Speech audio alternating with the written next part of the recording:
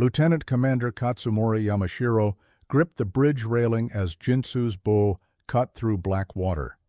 38 years old from Hiroshima, he'd commanded destroyers for 6 years. Nothing prepared him for what his radar operator would report in 4 minutes. The date was July 12, 1943. Kula Gulf, Solomon Islands. American task force bearing down from the northwest. Japanese command had promised air superiority. They'd promised reinforcements. Instead, Jintsu led a supply run with inadequate screening destroyers into waters that would become her grave. What Yamashiro didn't know, within 6 minutes, 2,500 men would face a decision that military historians would debate for decades. His hands moved across the chart table, tracing supply routes to Vila. Each transport carried ammunition, medical supplies, food for starving garrisons. Standard Tokyo Express run, execute mission, extract before dawn, simple on paper. The problem, American radar coverage had expanded. Japanese intelligence hadn't updated their maps in 3 weeks. Could they complete the run before enemy contact? The answer was already obsolete. 18 miles northwest, Rear Admiral Walden Ainsworth's cruiser column had acquired target lock 7 minutes earlier. Fire control solutions computed. Main batteries trained. American crews waited for range to close. 500 miles away, in Rabaul Operations Center, Admiral Kusaka reviewed overnight reports. Australian coast watchers had transmitted unusual radio traffic patterns. Intelligence suggested major American surface action imminent. Kusaka ordered reconnaissance flights at dawn. Too late. His supply convoy was already committed, steaming into a killing zone that fire control radar had transformed into a precision shooting gallery. Jintsu's lookouts spotted nothing. Clear night, scattered clouds, visibility 8 miles. Standard Pacific conditions. The technology gap wasn't visible to naked eyes. American SG surface search radar could track individual ships at 25,000 yards. Japanese destroyers relied on optical rangefinders effective at 15,000 yards maximum. That 10,000-yard difference meant death. Yamashiro checked his watch. 0:46 hours. Vila was 2 hours distant, weather holding, engines running smooth. He allowed himself brief optimism. The convoy would complete insertion, extract before American air patrols launched. Tokyo would commend efficient execution. The radar operator's report shattered that illusion. Multiple contacts bearing 320, range 22,000 meters, closing fast. 22,000 meters, beyond visual range, beyond effective torpedo range. The Americans had already won before Japanese crews realized battle had started. Yamashiro's hands moved to battle station's alarm. His voice remained steady, giving orders that tactical reality had already rendered meaningless. What he couldn't see, Ainsworth's flagship Honolulu had tracked Jintsu for 11 minutes. Fire control computers calculated intercept geometry. Main battery directors locked on target bearing. The American admiral held fire, closing range for maximum effect. His cruisers mounted 6-inch guns with 15 round-per-minute fire rates. Japanese destroyers carried 5-inch weapons with slower cycling. The math was brutal. Jintsu accelerated to flank speed, 35 knots, black smoke pouring from stacks. Her escorts followed, destroyers Mikazuki, Yukikaze, Hamikaze, Kiyonami, and Yugure, forming defensive screen. Traditional Pacific tactics, close range, launch torpedoes, exploit night conditions. Those tactics assumed rough parity in detection capability. That assumption died with peacetime naval doctrine. American radar tracked every maneuver. Japanese zigzag patterns appeared on plotting boards as precise geometric traces. Fire control computers updated solutions automatically. Human gunners merely executed what technology had already decided.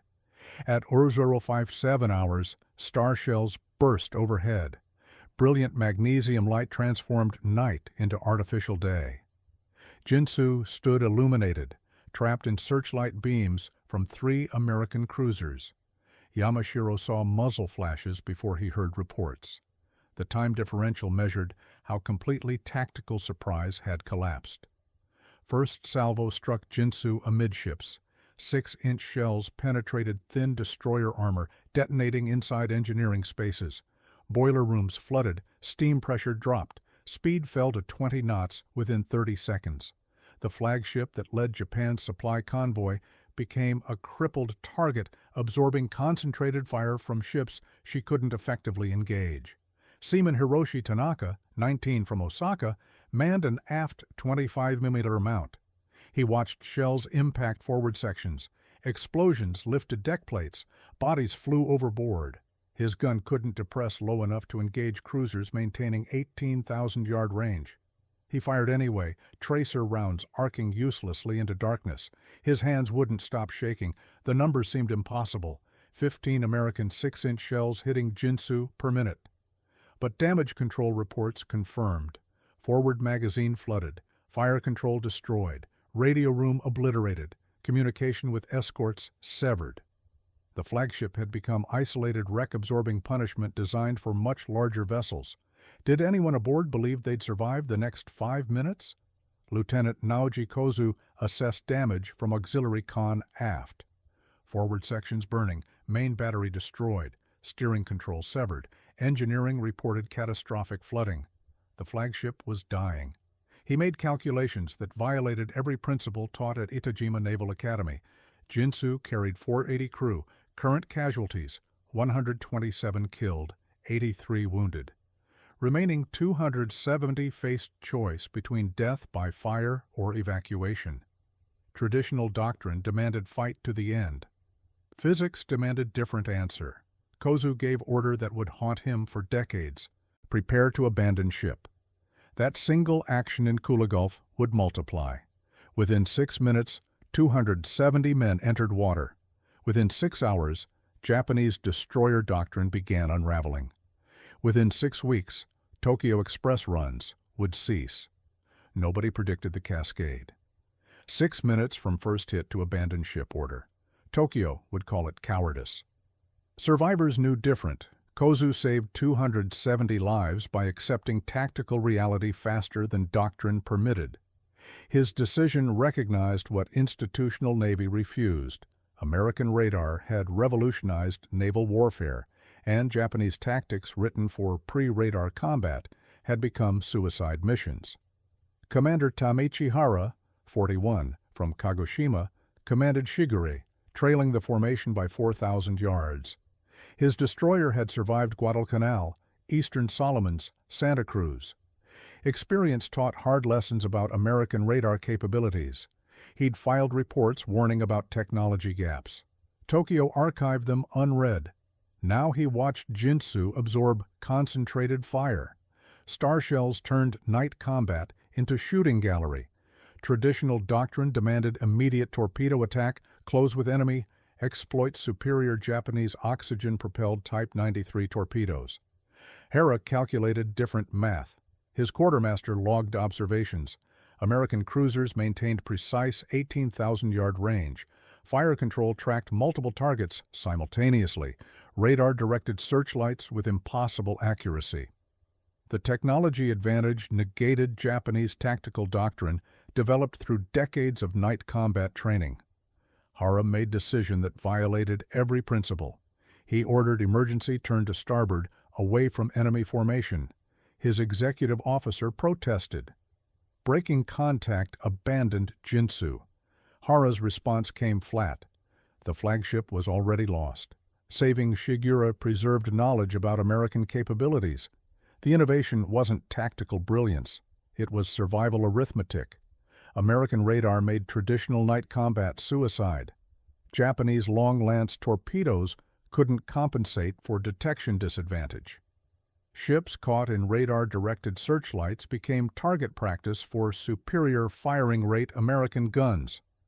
The solution was obvious once someone survived long enough to document it. Disengage before enemy radar acquired firing solutions. Could intelligent withdrawal save more ships than aggressive attacks? While Shiger turned east 3,000 yards north, Mikazuki executed textbook attack run. Commander Masayuki Kitamura, 36, from Yokohama, led his destroyer straight toward American formation. Speed 33 knots. Torpedo crews prepared Type 93s for launch. Range fell to 16,000 yards, 15,000, 14,000. American fire shifted. Mikazuki staggered under shell impacts. Her forward turret exploded. Bridge took direct hit. Kitamura died at his post. Body never recovered. His executive officer maintained course long enough to launch 8 torpedoes before damage.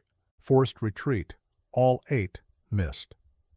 American radar tracked incoming weapons, plotted trajectories, directed simple course changes that negated torpedo spreads launched without fire control solutions. The problem was systemic. Japanese destroyers trained for visual engagement ranges. Peacetime exercises assumed mutual detection at similar distances. American radar eliminated that assumption. Ships appeared on screens before lookouts saw anything. Fire control solutions computed while Japanese crews remained unaware combat had started. 300 miles east, at Tulagi Forward Base, American coast watchers decoded fragmentary Japanese radio traffic. Urgent distress calls. Convoy breaking formation. 1 heavy casualty confirmed. Intelligence Officer Commander Thomas Hayes, 33, from Philadelphia, plotted reported positions against known Japanese supply routes. The pattern indicated successful interception of Tokyo Express Run. Hayes forwarded analysis to SINCPAC Pearl Harbor with recommendation: intensify radar-equipped night interceptions. Japanese destroyer doctrine remained unchanged despite mounting losses. Technology advantage could force enemy withdrawal from Central Solomons within 6 weeks. Admiral Halsey's staff prioritized the recommendation for immediate implementation. The innovation breakthrough was systemic rather than individual. Radar detection enabled standoff engagement. Fire control computers translated detection into precision gunnery. Trained crews executed what technology enabled. Integration of electronic systems with tactical doctrine created capability impossible through any single component. American naval warfare had evolved beyond human-limited processes into human-supervised electronic systems. Meanwhile, survivors from Jintsu struggled in darkness. Petty Officer Kenji Watanabe, 27, from Nagasaki, organized floating groups. His damage control training emphasized survival procedures: saltwater survival, conserve energy, maintain group cohesion, watch for rescue. He counted heads, 47 men, within shouting distance. Unknown numbers scattered across 2 square miles of ocean. His voice carried across water, calling men together. Some responded, others floated silent, too injured or exhausted. Watanabe kept talking, maintaining focus, preventing panic. Leadership didn't require rank or authority. It required presence and purpose. He provided both. What Tokyo didn't know, survival testimonies from these men would document American radar capabilities in detail impossible to ignore. Intelligence reports could be dismissed. Direct witness accounts from trained naval personnel carried weight. Their survival ensured knowledge transfer that would eventually force tactical revision. Dawn came at 06:02 hours. Clear sky, calm seas, visibility unlimited. Watanabe's group saw no ships. Japanese destroyers had withdrawn. American cruisers continued patrol 20 miles northwest. Standard procedure: don't linger in contested waters. Rescue operations attracted submarines. Both sides understood calculus: how many men would die waiting for rescue that might never arrive. 8 miles north, aboard Yukikaze, Executive Officer Masanobu Kitano documented engagement sequence. His destroyer had launched torpedoes from 14,000 yards, observed no hits, withdrawn under cover of rain squall. American radar tracked them throughout. Fire control maintained lock despite weather. The technological superiority wasn't marginal, it was categorical. Kitano's report noted critical detail. American shells consistently hit, despite Japanese evasive maneuvers. Traditional zigzag patterns provided no protection. The implication was clear. Enemy fire control didn't rely on visual tracking. Electronic systems compensated for target movement automatically. Japanese countermeasures developed for optical rangefinders were obsolete.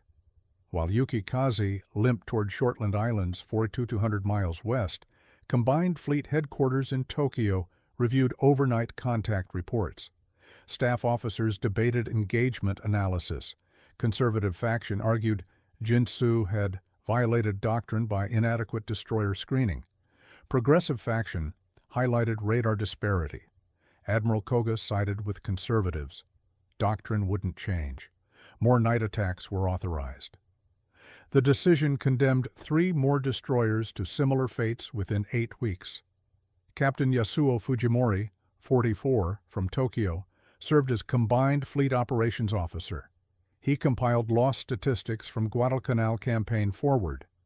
The pattern emerged clearly: destroyer losses accelerating, American radar capabilities expanding, Japanese tactical responses inadequate. He drafted memorandum recommending immediate suspension of Tokyo Express runs, pending equipment upgrades and tactical revision.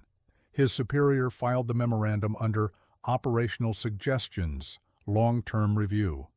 Translation: ignored.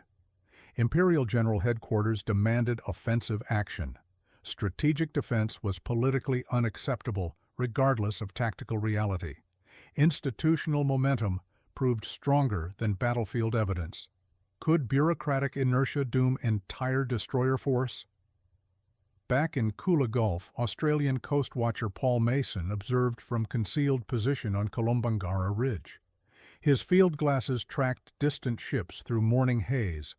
Large oil slick visible. Debris field spreading. No rescue operations observed. He transmitted encrypted report. Major engagement night, 12 to 13 July. Japanese casualties heavy. No friendly losses visible. Mason's reports fed intelligence networks supporting American operations. Each observation refined tactical picture, enabling better interception planning. Japanese remained unaware how completely their logistics routes had been compromised. Coast Watcher networks, radar coverage, signals intelligence, layered advantages that traditional naval tactics couldn't overcome. Survivors in the water faced different calculus.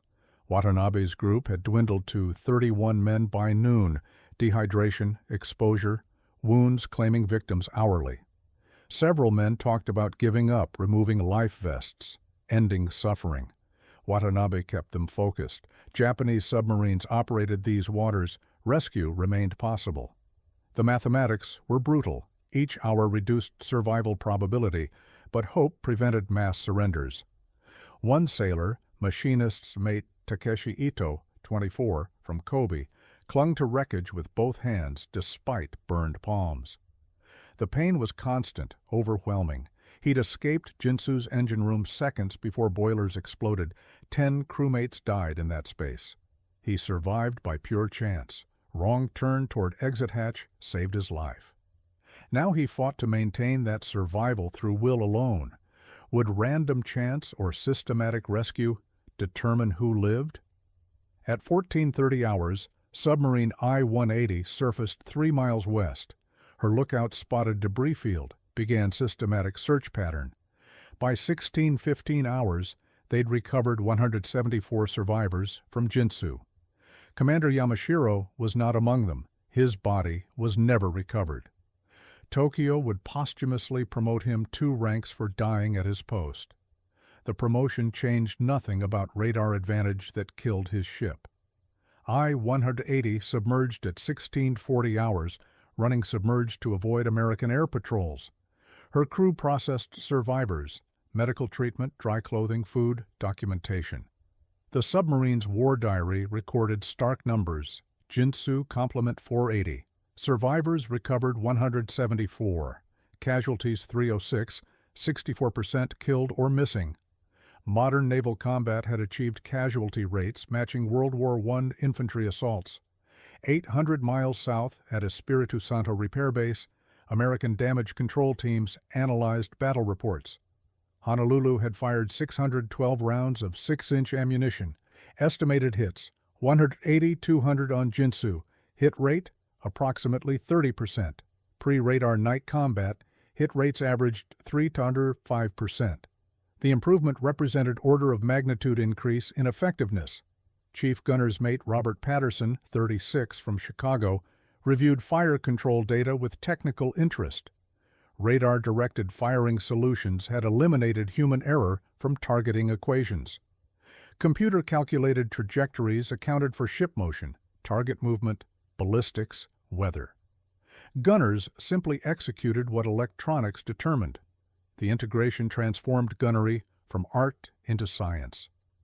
While I-180 withdrew with survivors at Rabaul, Admiral Kusaka convened staff conference.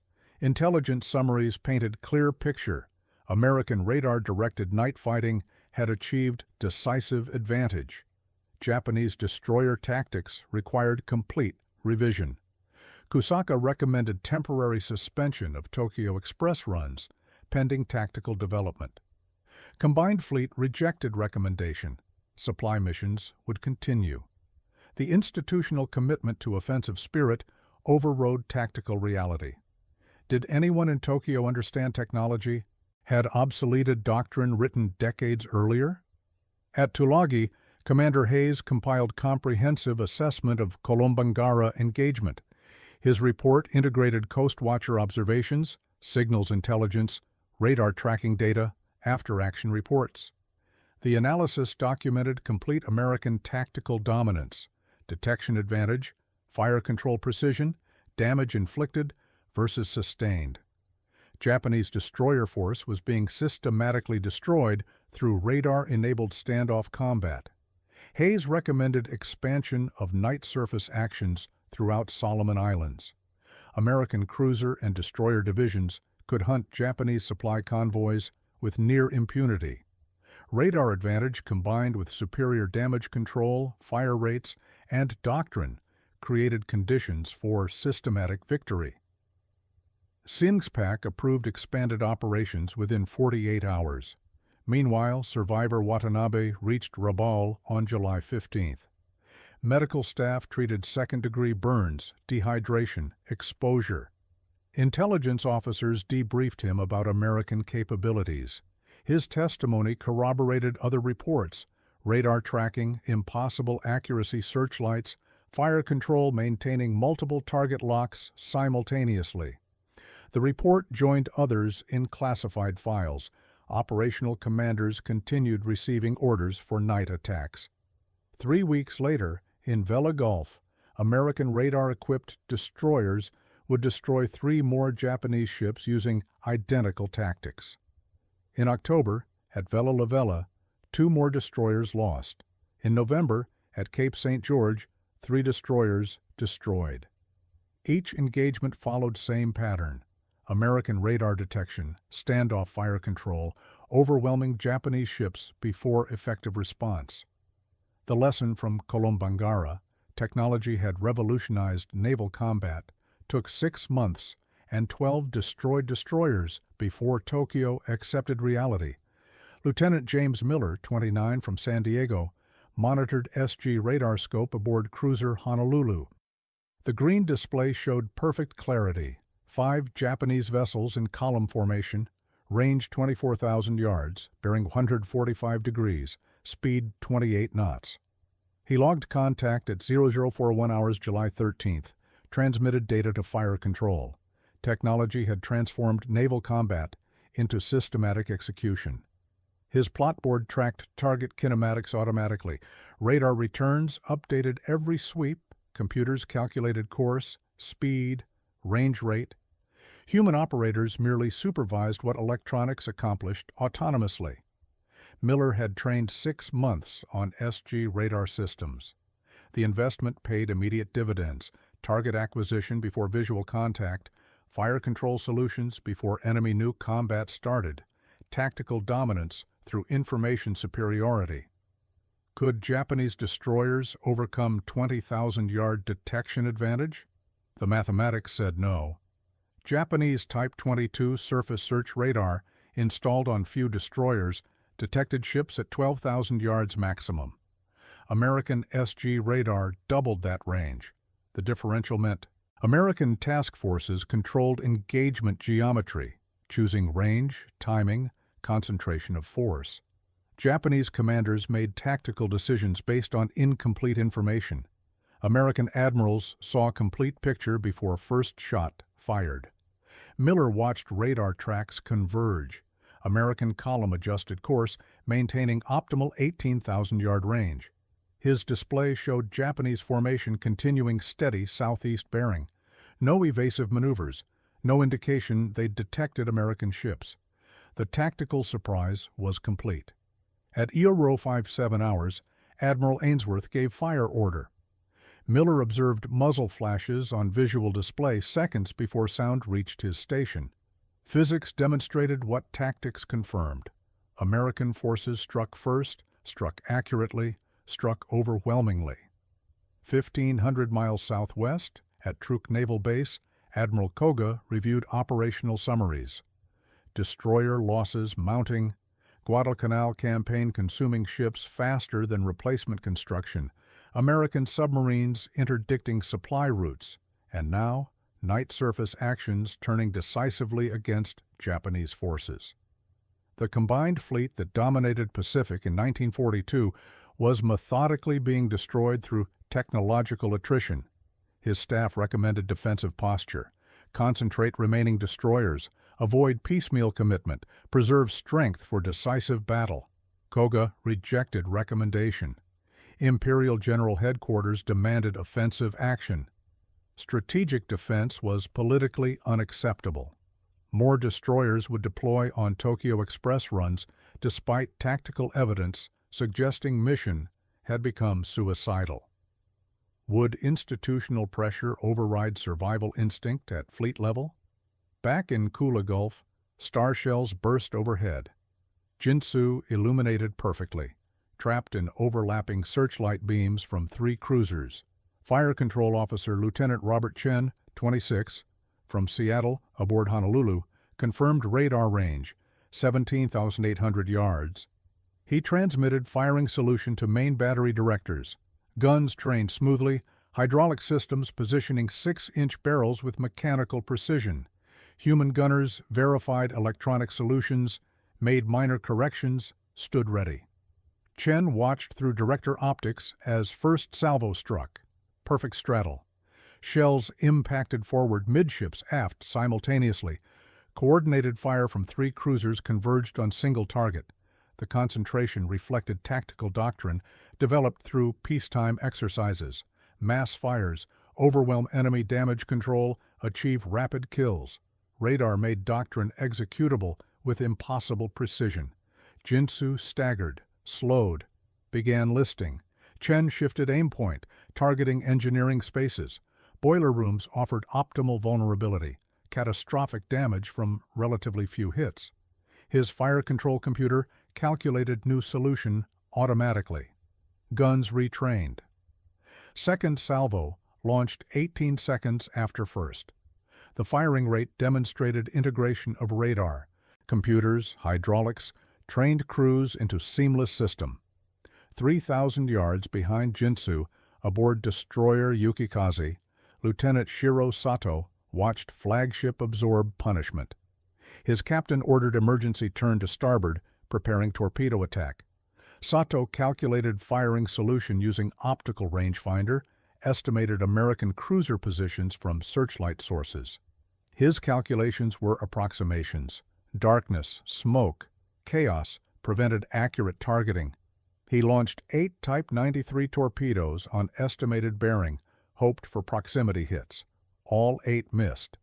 American radar tracked torpedo wakes, computed intercept courses, directed simple maneuvers avoiding weapons launched without fire control solutions. The asymmetry was absolute. American radar-directed guns hit with devastating accuracy, while Japanese torpedoes, superior weapons in all technical respects, missed because launch platforms lacked target location data. Did Japanese crews understand their technical superiority in torpedoes meant nothing without detection parity? Sato's after-action report would note, bitter irony, Japan's Type 93 oxygen torpedo outranged, outpowered American Mark 15s, 24,000-yard range versus 15,000, 1,080-pound warhead versus 825, wakeless propulsion versus visible bubbles. Technical superiority meant nothing when targeting relied on visual estimation against radar-directed opponents. The lesson: tactical advantage flows from system integration, not component superiority. At 0:14 hours, Jintsu capsized. Her stern rose vertical, propellers still spinning before sliding beneath surface. Oil fires spread across water, debris scattered. Survivors struggled in darkness. American searchlights tracked remaining Japanese destroyers, ignoring men in water. Mercy was luxury neither side could afford in combat zones. Seaman Tanaka floated in kapok vest, watching his ship disappear. He'd served aboard Jintsu 18 months, knew every compartment, every passage, every station. Now his home was gone, crew scattered, mission failed. He felt nothing except cold spreading through his body despite warm water. Shock was nature's mercy. Chief Petty Officer William Hodges, 31, from Boston, operated Honolulu's main battery director. He watched Japanese destroyers through optics, tracked their evasive maneuvers, transmitted firing data to gun crews. His console integrated radar inputs, ballistic computers, gyroscopic stabilization. The technology eliminated human error from fire control equations. Hodges merely supervised, making minor corrections to computer solutions. His headset carried fire control officer's voice. Target bearing 145, range 16,000, speed 32 knots, course 120, solution valid, commence firing. Hodges verified data, pressed firing key. 6-inch guns fired in ripple salvo, shells arcing toward target designated by electrons and mathematics rather than human observation. The integration represented revolution in naval warfare. Radar detected, computers calculated, humans executed. Each component optimized for specific function. The system achieved accuracy impossible through traditional methods. American fire control in 1943 exceeded human capabilities, and Japanese defenses remained optimized against human opponents. While American cruisers systematically engaged Japanese destroyers, Commander Hara, aboard Shiger, withdrew southeast at maximum speed. His radar operator monitored tactical frequencies, logging American communications, clear, professional, coordinated. Radar data integrated seamlessly with fire control, multiple ships engaging multiple targets without confusion. The integration level demonstrated years of development, training, doctrine, refinement. Could Japan develop equivalent systems before destroyer force was eliminated? At 01:29 hours, last Japanese destroyer cleared Kula Gulf, withdrawing at maximum speed. American cruisers secured from general quarters, reformed column, continued patrol. Battle duration, 32 minutes. American casualties, 4 wounded. Minor damage to Honolulu from single 5-inch shell hit. Japanese casualties, 1 destroyer sunk, 306 killed, 2 destroyers damaged. The exchange rate demonstrated technology's impact. Admiral Ainsworth's after-action report emphasized radar's decisive role.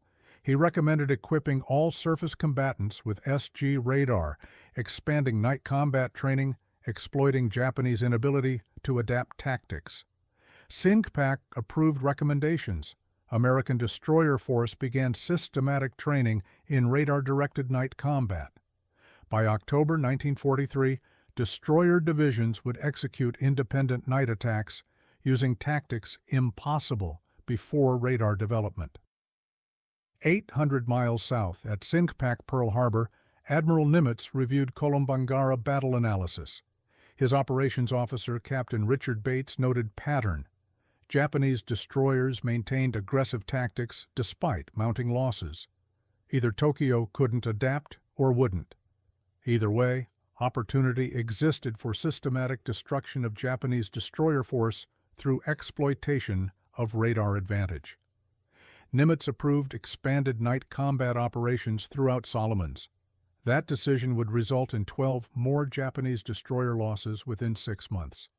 Technology advantage, properly exploited through doctrine and training, had created conditions for complete tactical dominance.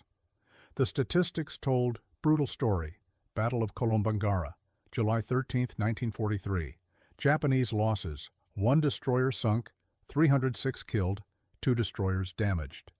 American losses: 4 wounded, minor shell damage. Exchange rate: 76.1 in casualties. Complete tactical victory through radar-directed standoff combat. But numbers alone missed larger impact. Jintsu's sinking demonstrated technology gap Japan couldn't close. American SG radar detected targets at 24,000 yards. Fire control computers calculated solutions automatically. Trained crews executed with precision impossible through optical systems. Japanese destroyers, despite superior torpedoes and aggressive doctrine, couldn't overcome detection disadvantage. What single battle revealed? Naval warfare had fundamentally transformed, and only one navy had adapted. Strategic consequences cascaded beyond immediate tactical results. Within 3 weeks, American forces executed Kula Gulf engagement using identical radar-directed tactics. 3 Japanese destroyers destroyed, 0 American losses. In October, Vela La Vela action destroyed 2 more Japanese ships.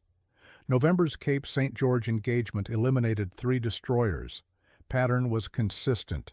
American radar detected, computers calculated, gunfire destroyed before Japanese could respond effectively. Tokyo finally acknowledged reality in December 1943. Combined Fleet issued Tactical Directive 447. Night surface combat doctrine requires immediate revision. American radar capabilities have negated traditional destroyer tactics. Until equivalent systems deployed, avoid engagement except under favorable conditions. Translation: Japanese destroyers would no longer seek night combat against radar-equipped American forces. The directive came too late.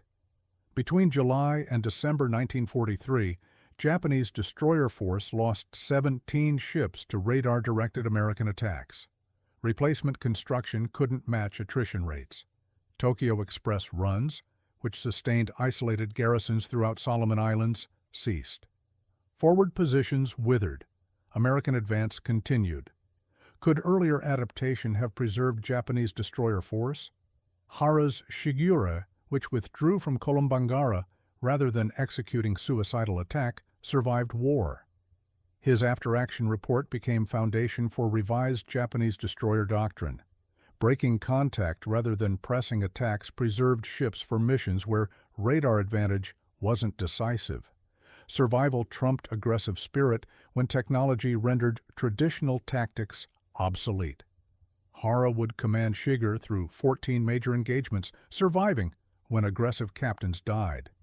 His philosophy: tactical withdrawal preserved strategic capability. Ships sunk achieving nothing, served no purpose. Better to survive, learn, adapt. By 1945, he commanded Destroyer Division, training new captains in radar-era tactics Japan had finally developed, 3 years late. Meanwhile, survivors from Jintsu processed trauma through different lenses. Petty Officer Watanabe, who organized floating groups and maintained hope through 14 hours in water, received commendation for leadership under extreme conditions. Post-war, he taught damage control at Maritime Self-Defense Force Academy. His lectures emphasized lesson from Kolombangara. Technology changes warfare, but human factors, courage, leadership, mutual support, remain constant. Seaman Tanaka, who'd manned 25 mm Mount during Jintsu's death, struggled with survivor guilt for decades. Why had he lived when so many died? Therapy didn't exist for combat veterans in 1940s Japan. He found purpose through veterans organizations, helping other survivors process similar trauma. His memoirs, published 1978, documented battle from enlisted perspective, terror, confusion, helplessness against technology-enabled enemy. Commander Yamashiro, who died on Jintsu's bridge, received posthumous promotion to captain. His family received his ashes, recovered from sea in symbolic ceremony months after battle. Official citation praised his courage and devotion to duty. It didn't mention radar, fire control computers, or technological gaps that made his sacrifice inevitable rather than heroic. Lieutenant Kozu, who ordered abandoned ship 6 minutes after first hit, faced court of inquiry. Conservative officers argued premature evacuation, dishonored Jintsu, and abandoned wounded. Progressive officers noted 270 survivors wouldn't exist without his decision. Inquiry ultimately commended his judgment. Preserving trained personnel served greater strategic purpose than symbolic last stand. He'd saved lives by prioritizing survival over honor code. Post-war analysis documented what contemporary reports missed. Kolombangara wasn't isolated incident, but inflection point. Naval warfare had transitioned from human-limited to human-supervised electronic systems. Detection, fire control, navigation, all enhanced through radar and computers. Humans remained essential, but technology extended capabilities beyond biological limitations.